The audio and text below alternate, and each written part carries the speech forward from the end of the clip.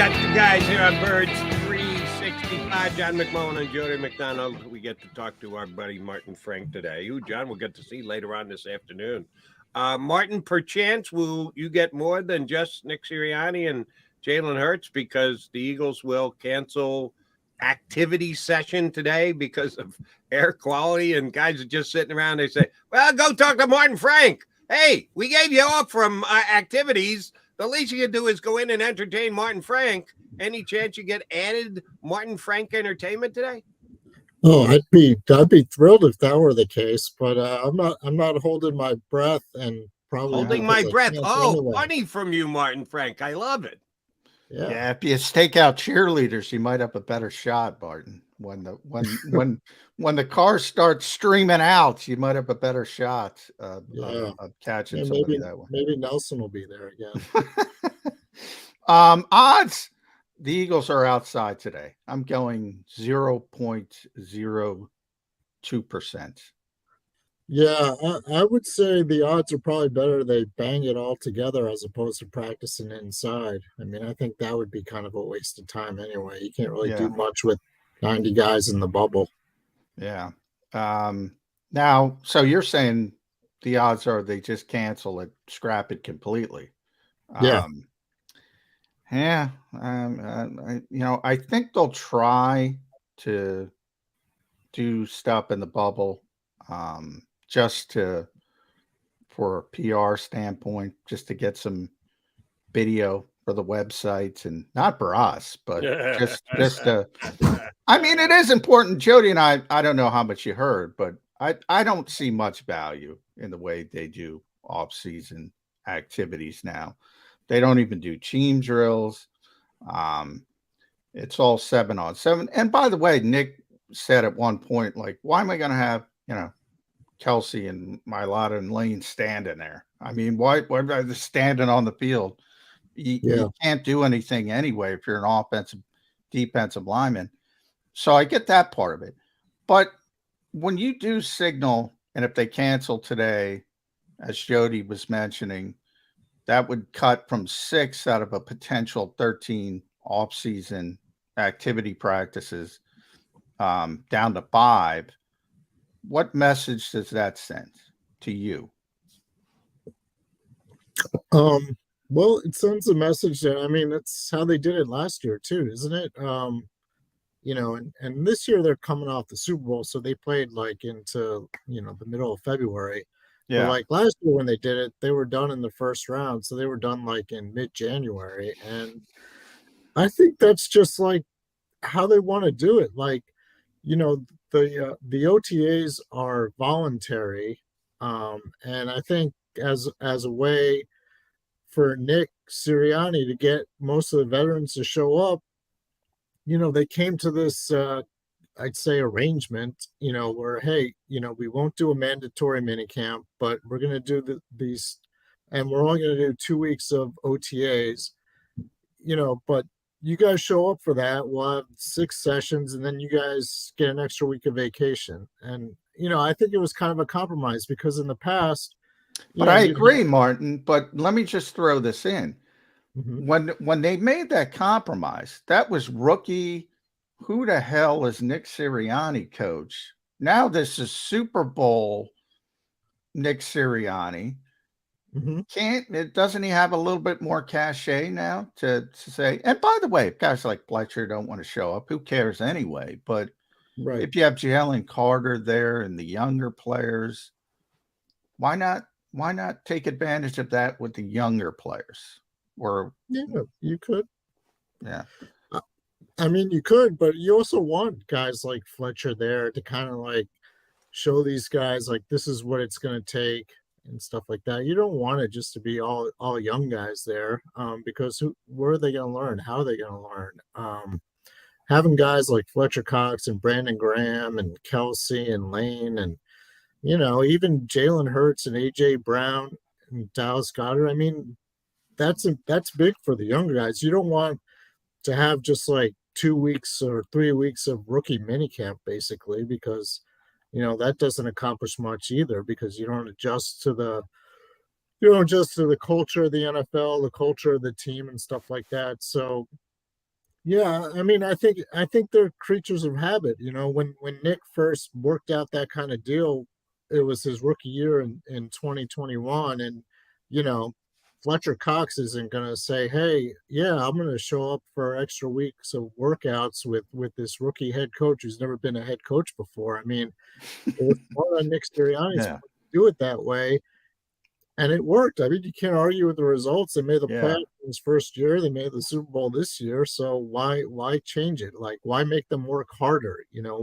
when they've already shown they can work Well, effectively. time out, Philadelphia. Work harder, extra. No, it was what it was. The Eagles subtracted.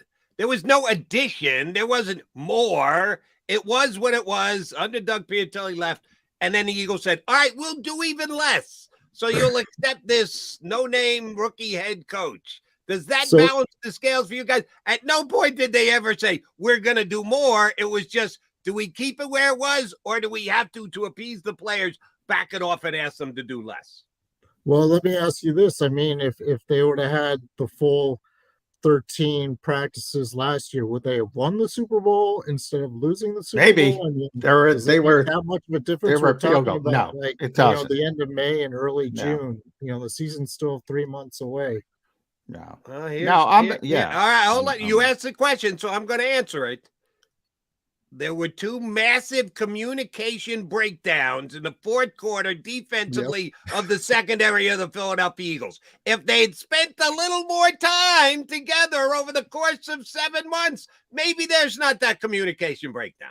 Yeah. So Jonathan Gannon on June 7th, 2022, missed a Yeah. chance to I'm install the gonna defense say that would have stopped that shenanigans. 4-yard TD to Yeah, Sky Moore. and this is one of my problems with the fans going off on Gannon.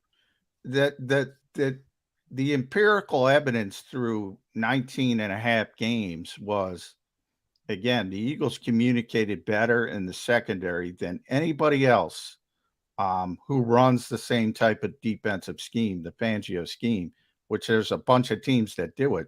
And they communicated better than anybody else.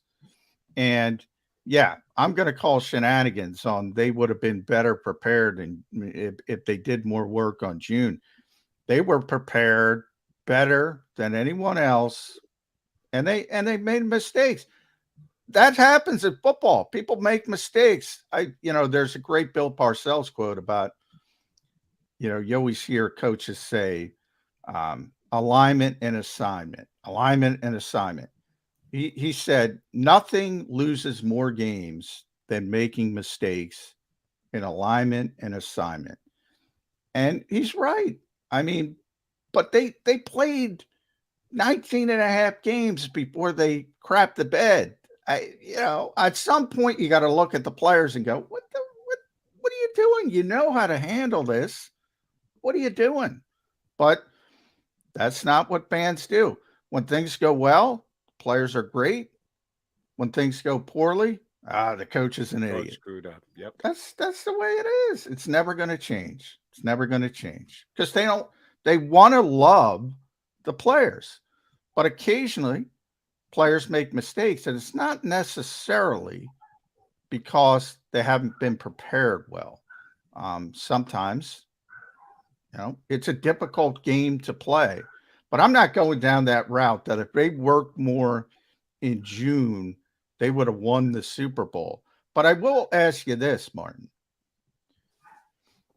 Now that the toothpaste is out of the tube, so to speak, if things don't go well this year, because there's tremendously high expectations, and if they end up as I don't think there's any way they're not going to be a good team, but if they end up as a good but not great team, and they're say one and done in the playoffs, something really disappointing.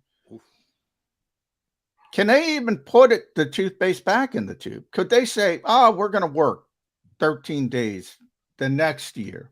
Could they even do that at this point? Or is the horse out of the barn?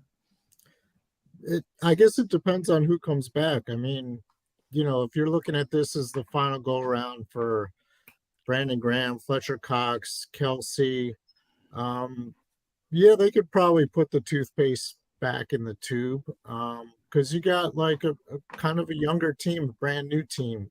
so to speak. So, you can kind of reset that culture and everything like that. But, if if they don't do as well this year and, those guys come back, yes, it would be hard to do it. But I mean, those guys are all on 1-year contracts anyway. So I think they look at it as the last go around with this group.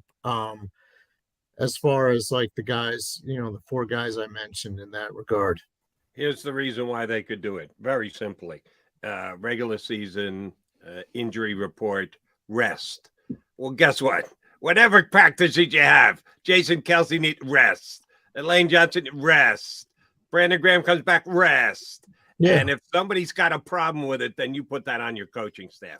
Listen, you got to keep the rest of these guys in line. You need to be able to explain to them, listen, these guys are historically great Eagles. They've got a resume. You don't have it. It's not that we're being hard on you. We're being easy on them because, my God, have they earned it? You haven't earned it yet in Eagle Green. So come on, let's get out there and have activities since we're not calling it practice. Yeah. Oh, they could do that quite easily. You need to have a specific coach to do it. I think Sirianni could pull that off with no problem. Right. And that's the thing. I mean, it's not like he's going to become Andy Reid overnight and have like those wicked hard 2-a-days that he did in training camp. I mean, even when they do training, training camp, like they only practice an hour and a half at the most anyway. I mean, and it's one practice, and then they do the walkthrough. So, it's not like, if things go sour this year, he's all of a sudden going to turn into a drill sergeant and run them like crazy and stuff like that. I mean, but here's my only point, guys, is, you're right about the Kelseys and Grahams and Coxes. They're on 1-year deals. Maybe they move on. But guess what? The guys are already here. The AJs, the Devontaes, the Dallas Goddards, the Slays, the Bradburys. They're used to it now too. And they just replace them as the leaders of the team. And they're like, no, we already did it this way. You're going to have the same problem. That's why I'm saying it's not going to be as easy. If you want to wake up one day and say, hey, we're back to normal, I don't think it's going to go over that well. You're going to have the same problem with the voluntary work with the stars. They might not show up. I mean, my point is like, Nick wasn't like driving them like a drill sergeant anyway. I mean, so what? They have the 3 extra spring practices that last an hour. I mean, he's only practicing for an hour anyway. So they do the 13 instead of the 6, or they do the 10 instead of the 6. I mean, I don't think it's gonna, and maybe Slay and AJ Brown stay away for like 2 or 3 of those because it's voluntary. I mean, it's 6 of one and a half dozen of the other. I mean, they'll figure out a way to get the work done. I mean, it's not like he's gonna like, change his person. Nick's not going to change his personality and become this hard edge coach or anything like that. I mean, I think you can tweak things here and there, but it's not going to be like anything drastic. And if Slay needs days off, you bring out the birth certificate, show that he's 30. Somebody's got a problem. Devontae Smith's got a problem with it. Hey, Devontae, when you're still an Eagle, you get the 30. You're going to get off too. Right. I have faith that Nick Sirianni will be able to work his way through those minds if he so chooses. I don't think the Eagles are going to choose that. I think that their mindset is tubes out of toothpaste, screw it. Even if they get one and done in this year's playoffs, I don't think they're going backwards. But I would like to see it at least. All right, Martin, here's my question for you. Since John always reminds me this is disrespect season. Was Jalen Hurts disrespected yesterday by not being given the cover of the Madden game for 2023? Oh, yeah. I don't know. Isn't it a curse if you're on the cover? Yeah, it's a curse. It was up until they put Patrick Mahomes on it 2 of the last 4 years, and it doesn't seem to have any ill effects on Patrick Mahomes. Yeah. I don't know. I mean, Josh Allen's a good quarterback and everything like that, but. By the way, isn't Mahomes disrespected? I mean, he's the MVP. You got to go with him again, right? Before you get to the disrespect of Hurts, you got to get to the disrespect of but Patrick Mahomes. again, if you're looking historically, they tried forever to just get a new guy on the Madden cover every single year. They didn't like repeaters. Mahomes was so great they had to break their own rules to put him on it again. So now they're going to put him on the third time in 5 years. That wasn't happening. Yeah, I don't know. If I'm the Madden people, I would have gone with the guy who led the Eagles to the Super Bowl, like ran for 700. See, sounds like disrespect, doesn't it, John? Martin Frank's telling us Jalen Hurts got disrespected. Yeah. Shoot, yesterday, John McMullen tried to tell me that Justin Herbert was better than Josh Allen. So I said you have to believe that. Yeah.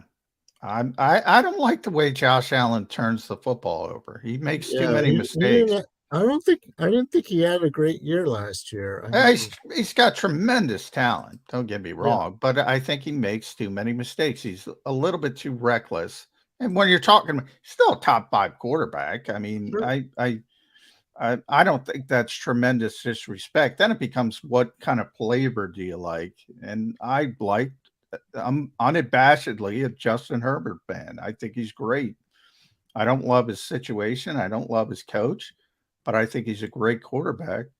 And I think that will unveil itself in the coming seasons, but we'll see. That's why everybody has it. Joe Burrow.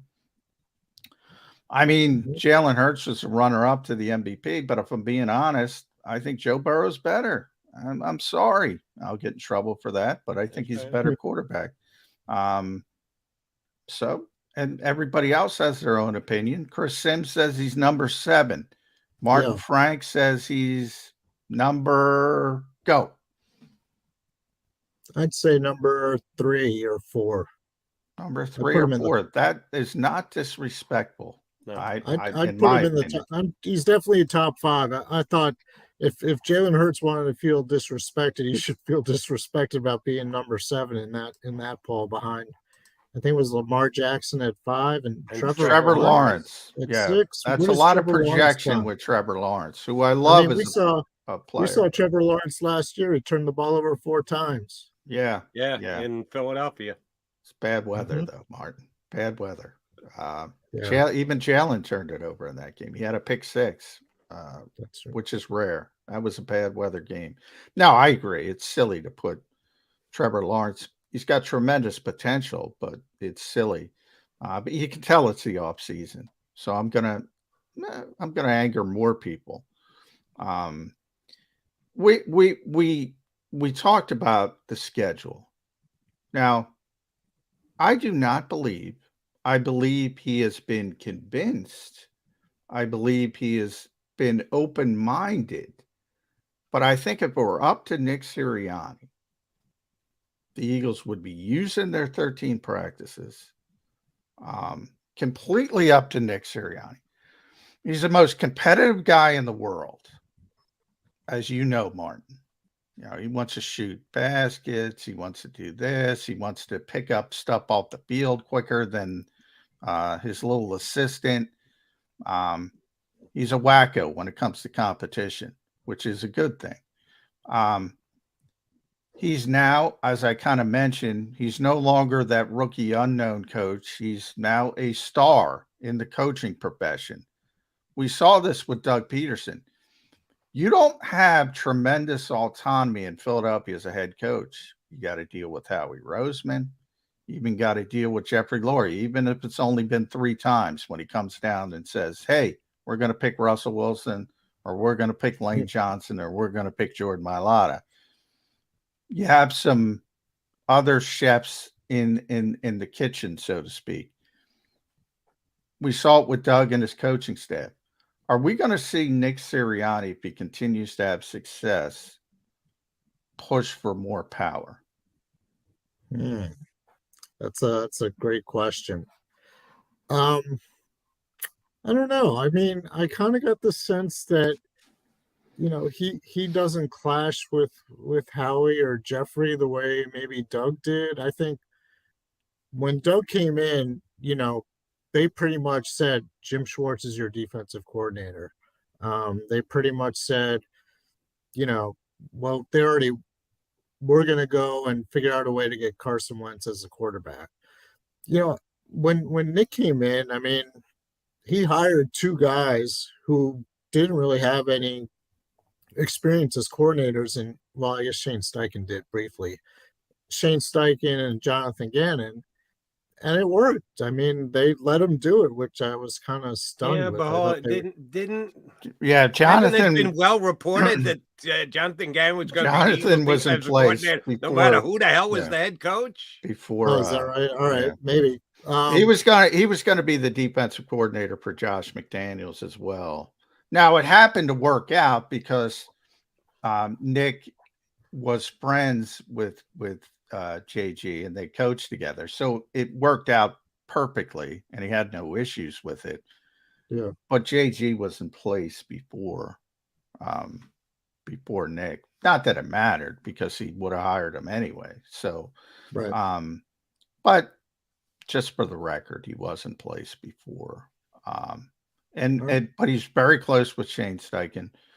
But there were other guys, Martin, like he had to keep stout, which is not a bad thing by any stretch of the imagination.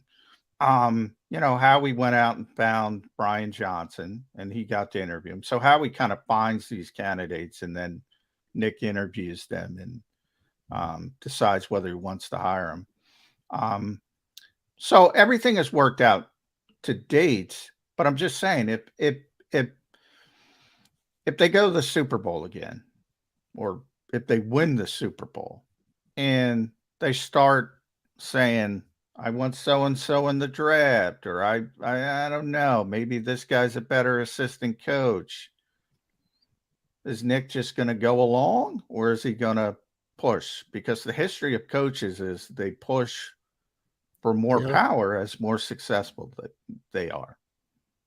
Yeah, it's a great question. I mean, I'm not really sure how to answer that. I mean, Nick could get to the point where, like, hey, I've been to the Super Bowl 2 years in a row. I should get more say in who we're bringing in and stuff. Or, maybe he's like, I like the way this is working. Let's keep it going. I mean, it's, I think that's kind of the thing. Like, I go back to Andy Reid. When he first got the job, he's kind of a similar situation as Nick Sirianni, never been a head coach before, probably about 40 years old at the time, I think. And, as time went on and he kept going back to the NFC Championship game, he would get more and more power till eventually, I think it was Tom Heckert got squeezed out. And, I mean, I can't see Howie Roseman getting squeezed out because he's Jeffrey Lurie's guy and he's been there for 12, 13 years. But, I mean, you need to be making the Super Bowl for more than like 1 or 2 years in a row before you get into a situation like that. I mean, Howie's firmly entrenched as, Jeffrey Lurie's general manager and everything. And I think, I don't think Nick Sirianni has the clout. And I think Nick Sirianni knows he doesn't have the clout to kind of like pull off a power play the way Chip Kelly tried to do in 2015. I think we all saw how that turned out. So I think we're still quite a few years away from Nick Sirianni having that kind of power to do anything like that. All right. The Eagles made a major step up last year from the year before, getting into the playoffs, grabbing a wild card, going down, and unfortunately having it handed to them in Tampa Bay, to tied with 10 seconds to go in the Super Bowl. That's a major step up from where they were to where they got to. Two key cogs in that major improvement were the improvement of Jalen Hurts from where he was. Johnny, what have you and I kind of agreed to? Middle of the pack quarterback? Middle of the pack. Yeah. 15, 16, 17, 18. That's where you probably would have ranked him after the season that he had 2 years ago. Well, now you and I have him at number 2 or 3. If you want to put Burrow in front of him, fine. He's number 3. That's fine. So that's a massive. You don't move up the quarterback ranking that much in one season the way that Jalen Hurts did. And the other thing, of course, was the pressure that the defensive line was able to get. 70 sacks. John and I are both already on record. 70 sacks this year, not happening. They're not getting back to 7. Good luck getting 70 again. Just not happening this year with this team. Right. So here's my question for you, Martin. If Jalen Hurts, as per where he sits right now, what he's done, what he's achieved, percentage chance he gets better, he actually has a better season this year than he did last year, as compared to percentage chance that he regresses, that he's not quite as good as he was last year. Doesn't have to be a massive regression, but just, you can't say he was as good in 2023 as he was in 22. What's the percentage breakdown of improved Jalen Hurts or slightly lesser Jalen Hurts this year? Oh, I think it's 70-30. He gets better. Wow. Really? He's not even so you 25. think the Eagles can get 75 sacks this year? Oh, wait, you talking about Hurts or Well, the defense? that's what I'm saying. I think they're very comparable. That the improvement that Jalen Hurts showed from one year to the other is pretty equivalent to the improvement that the Eagles defensive line went from, what were they, like 28th in sacks? They were number one in sacks? They were 31st in Jesus. sacks. Yeah, 31st Yeah. to number one. Maybe I'm not understanding your question. I mean, I if you're asking if I think Jalen Hurts is going to be better than he was this year, yeah, I think he is. Wow. All right. That's good. That's a good optimistic attitude out of you, Mark. Yeah. Now, here's my concern. I think and I mentioned this before, Martin. Jalen's gotten better every year in his career, dating back to college. Even when he got benched, he got better that season. Alabama was just so good, and obviously they have 5-star guys up and down the roster. They felt it wasn't good enough, but he's gotten better. You rarely see somebody get better, and there's no hiccups along the way. But I think he can get better, but the numbers will come down. Maybe it's an injury, maybe it's the harder schedule. So in other words, like, I think the Eagles could be a better team next year, but they're not winning 14 games because the schedule's tougher. Right. I think Jalen Hurts can be a better quarterback, but maybe the numbers aren't as good. And then it becomes, people are saying he's not doing this, he's not doing that, then the expectations. So does it matter, the numbers, if he keeps getting better as a player? Actually, I think his numbers could get better. I mean, I think he could throw for over 4,000 yards this year. I mean, if you have Dallas Goedert for the whole season, if you have A.J. Brown, Goddard missed 5 games last year? 5 games, yeah. And, the replacement was Jack Stahl, or they had to use Quez Watkins as a number 3 receiver.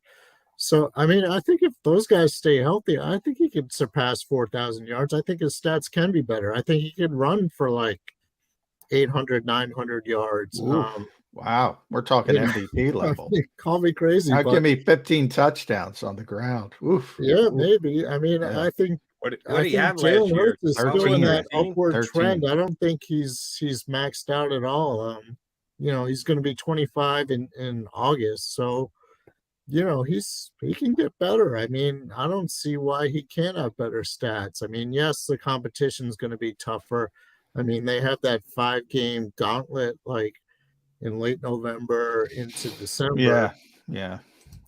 I mean, he's going to be tested. Teams are going to know about him. He's not going to sneak up on anybody or anything like that. But I mean, the guy is driven to improve. I mean, we see that pretty much all the time ever since he's been here. And like you mentioned, everywhere he's been, in college, he got better from one year to the next. I mean, I think there's still plenty of room for him to get better. I mean, I wouldn't be surprised if his stats are better than they were last year. Okay, so you're counting him in as the MVP because he's the runner-up last year. To get better, there's only one step left to take. He's taking down the hardware, huh? It's possible. I mean, I wouldn't rule that out. I mean, look at Kansas City. I mean, who's their top receiver right now? Travis Kelce. I mean, that's the great thing about Mahomes. When he had from year to year, it's not, Mahomes can beat you in so many different ways. When he had Tyreek Hill, they would just, beat you over the top. And now they just beat you going as the Eagles now, just going meticulously down the field. He really is a great quarterback. But, number Mhm. two is not bad either. Mhm. I think if he improves, great. I mean, and I think the potential is there. He's never not improved. So, True. I don't see there's any reason he's not going to improve, but I'm worried about the numbers aspect of it because But there's a here's regression to the mean. That's what Jody was saying with the sacks. They might have a better pass rush next year, but they might have 55 sacks. right. There's Right. going to be a regression to the mean. That's probably going to happen. And But who here's my knows? only trepidation in predicting or projecting Jalen to get even better than he did last year. Even though you're right, incrementally moving up every single year, getting better all the way from Alabama straight through. He made a bigger jump last year than he ever made before. From Right. year to year progressive improvement to go from the 17th or 18th best quarterback in the NFL to the second best quarterback. That's not a jump. That's a leap. That's Mhm. jumping over the Grand Canyon. You don't do that. Quarterbacks just don't do that. So that's why I'm a little scared that he may have taken too big a leap to be able to take another leap on top of it. That's the only point I was trying Yeah, to but make. you can God, I still hope I'm improve. wrong. Hey, please feel free to call me on the carpet after the fact when Jalen comes back and wins the MVP. Go, Jody, you idiot. Of course he was going to win the MVP. And I'll take it like a man. That will not be a problem because the results will pay off dividends for them. Here's Yeah. what I need out of you, Martin, before we let you run. The NFC this year.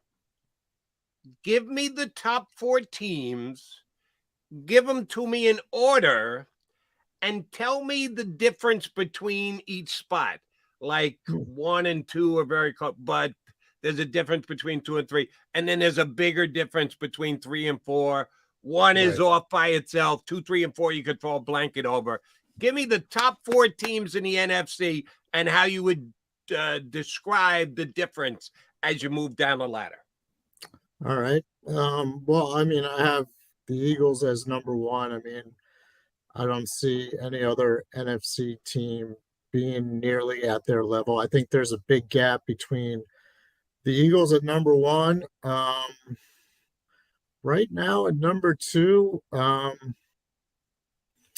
would have a tie between San Francisco and Detroit, but Ooh, they're, Detroit. they've got a lot, but there's a big gap between the Eagles and those two teams. Okay. I think Yeah. Detroit and San Francisco are pretty close. I mean, San Francisco, the biggest issue is going to be the quarterback.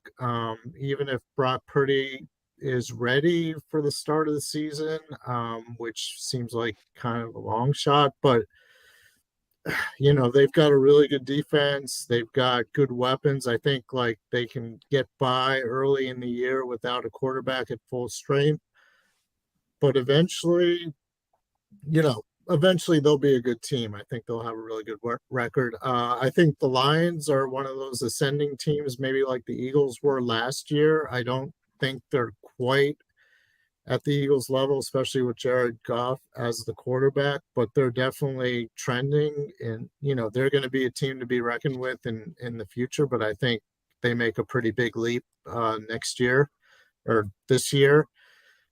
And the number 4 team, I mean, I it's think you're probably, disrespecting a certain team and it's disrespects probably the other one. Dallas. Yes, Yeah, Dallas. yeah. I agree with you. My 4 teams would be Eagles, 49ers, Cowboys, Lions. So I'm right with you, but I can't put the Okay. Lions ahead of the Cowboys yet. I think the Lions are going to win their division. Minnesota's going to come back. Green Bay obviously doesn't have Aaron Rodgers. Right, Chicago's not ready. I right. think they're on the cusp of making that run, like you say. But Dallas is a good team, man.